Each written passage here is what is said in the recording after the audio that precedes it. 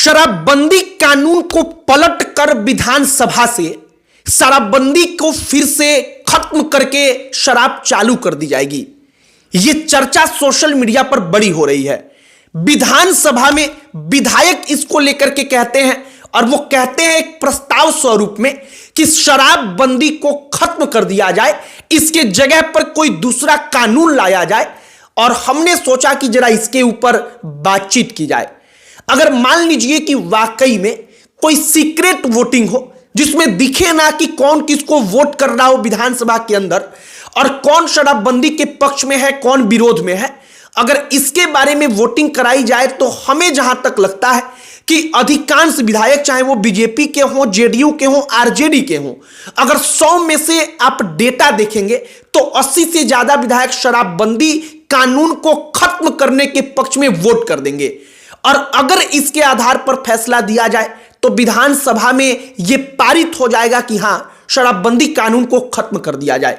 हम ऐसा इसलिए कह रहे हैं क्योंकि नीतीश कुमार के साथ जो नहीं रहता वो इसको खुलकर कहता है कि शराबबंदी कानून को खत्म करना चाहिए, क्योंकि उससे केवल नुकसान है, फायदा कुछ नहीं है। बिहार को एक राज्य के रूप में टैक्स के तौर पर कई कई हजार करोड़ का सालाना नुकसान उठाना पड़ रहा है। दूसरी बात, पुलिस को शराब पकड़ने के लिए कई कई 100 करोड़ रुपए का सालाना अतिरिक्त खर्च करना पड़ रहा है। और इन तमाम चीजों के जरिए आप देखेंगे तो शराब रुक भी नहीं रही है।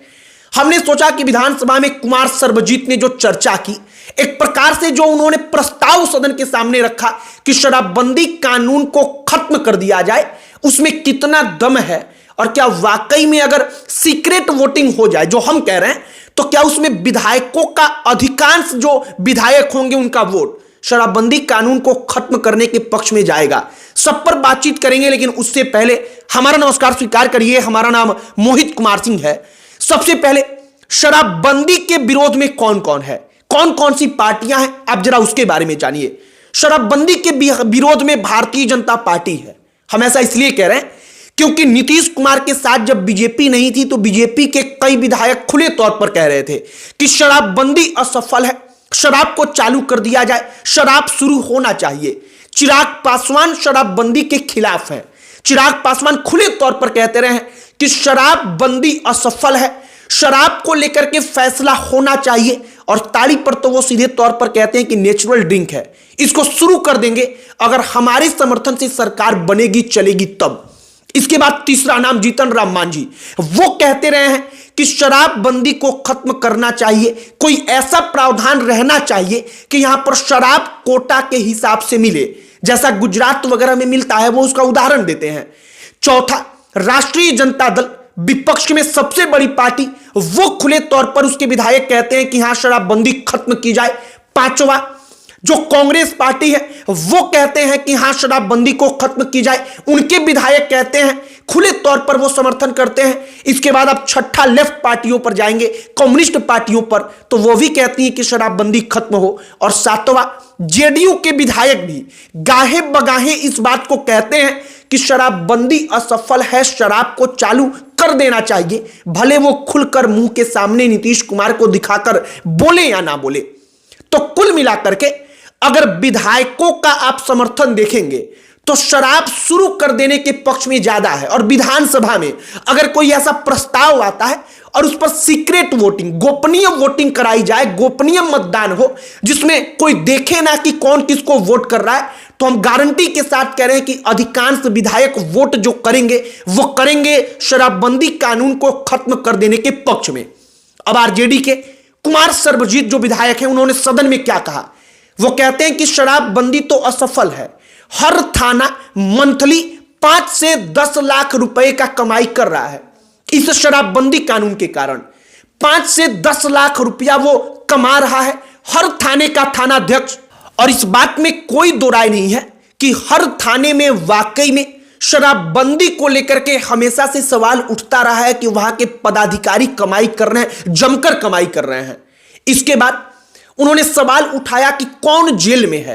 अगर आप डेटा देखेंगे तो वाकई में दलित जातियों से ताल्लुक रखने वाले गरीब, जो पिछड़ी जातियों के गरीब हैं, अति पिछड़े वर्ग के लोग हैं, वही ज्यादातर जेल में हैं। ऐसा इसलिए क्योंकि उन लोगों को पकड़कर जेल में भेजा जाता है जो आरोप लगाते हैं विधायक। उनके पास पैसा नहीं होता तो वो जेल चले जाते हैं, जबकि जो पैसे वाले पकड़े जाते हैं, वो पैसे वाले अगर पकड़ भी लिए गए तो वो अपना पैसा देता है और चुपचाप वहां से निकल जाता है। और कहीं ना कहीं अगर आप वाकई में अलग अलग कई बार की घटनाओं को देखेंगे तो आपको लगेगा कि इसमें कोई ना कोई थोड़ी सी ना थोड़ी सच्चाई तो है। हालांकि इसका एक और कारण है कि दलित जातियों की आबादी ज्यादा है, अति पिछड़ों की आबादी ज्यादा है, तो इस लिहाज से वो जेल में भी ज्यादा गए हैं शराबबंदी कानून के अंतर्गत। लेकिन जो गरीब वाला डेटा है कि गरीब ही पकड़े जाते हैं, ये बात सच है। क्योंकि अमीर व्यक्ति, पहली बात कि वो समझदार है, वो अपने घर में उसका बढ़िया सा घर बना है, उसमें बैठकर शराब पिएगा, वहां पर पार्टी करेगा। और अगर कभी वो पकड़ा भी जाए तो उसके पास पैसा है, वो पैसा देकर तुरंत छूट जाता है।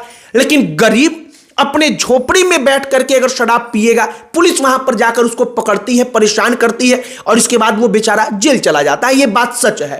तो कुल मिलाकर के शराबबंदी को लेकर सदन के अंदर जो चर्चा हुई, आरजेडी के विधायक कुमार सर्वजीत ने कहा, अगर उसके बाद आप गौर करेंगे जो तमाम पार्टियां बिहार में हैं, प्रशांत किशोर, जनसुराज, उनकी नई नई पार्टी बनी है, वो तो खुले तौर पर ऐलान कर रहे हैं कि अगर सरकार आ गई तो सरकार आने के कुछ घंटे के अंदर शराबबंदी कानून को यहां पर हम खत्म करेंगे। हम कहेंगे कि नहीं, शराब पर किसी प्रकार का कोई बैन नहीं है।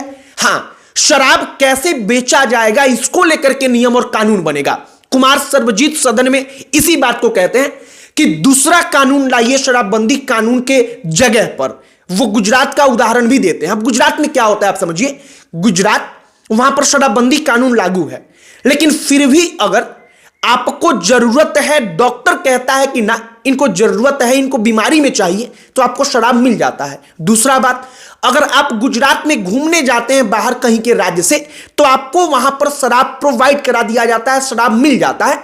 और इसका असर यह होता है कि पर्यटन के लिहाज से गुजरात सरकार को नुकसान नहीं उठाना पड़ता, बल्कि बिहार में पर्यटन के लिहाज से भी नुकसान उठाना पड़ता है। क्योंकि शराब नहीं है तो एक बात सच है कि छुट्टी मनाने जो लोग आते हैं वो बिहार को घूमते हैं, लेकिन घूम करके वो शाम के वक्त में बिहार राज्य को छोड़कर किसी दूसरे राज्य में जाकर के ही रुकते हैं। क्योंकि वो छुट्टी मना रहा है तो वो व्यक्ति पार्टी करने के उद्देश्य से ही आता है। बाकी हमने जो समझा, हमने जो सोचा, हमने जो डेटा वगैरह देखा, उसके आधार पर हमने सोचा कि जरा इसके बारे में चर्चा किया जाए, बातचीत किया जाए। तो हमने यह सब कुछ आपके समक्ष रखा है। आपकी इस पर क्या प्रतिक्रिया है कमेंट बॉक्स में लिखकर बताइएगा। बाकी अन्य कोई टॉपिक जिस पर आप चाहते हो कि हम वीडियो बनाएं, उसे भी कमेंट बॉक्स में लिखकर बताइएगा। बिल्कुल हमारा पूरा प्रयास होगा कि हम उस पर वीडियो बनाएं। अंत में हमारा परिचय, हमारा नाम मोहित कुमार सिंह है। बहुत बहुत धन्यवाद।